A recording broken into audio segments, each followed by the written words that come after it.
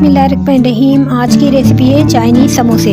अज्जा chicken boneless आधा kilo, अंडे 5 अदद उबाल लें, समोसे की पट्टियाँ हस्बे ज़रूरत, दूध 1.5 कप, आलू 4 अदद, नमक और काली मिर्च हस्बे जायका, घी डीप फ्राई के लिए।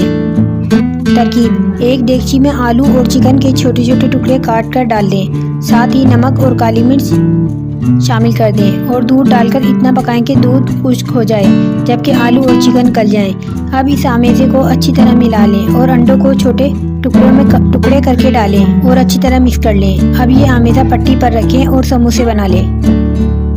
घी एक कढ़ाई में गरम कर लें और समोसे डालकर गोल्डन ब्राउन होने तक तल लें और इमली या पुदीने या दही की चटनी के साथ सर्व करें। व्यूअर्स, इस तरह आप रेसिपी फॉलो करके घर भरी मज़ेदार चाइनीज़ समोसे बना सकते हैं। मज़ीद आसान सी रेसिपीज़ के लिए चैनल को सब्सक्राइब कर दें, बेल आइकन को प्रेस कर दें। Thanks for watching.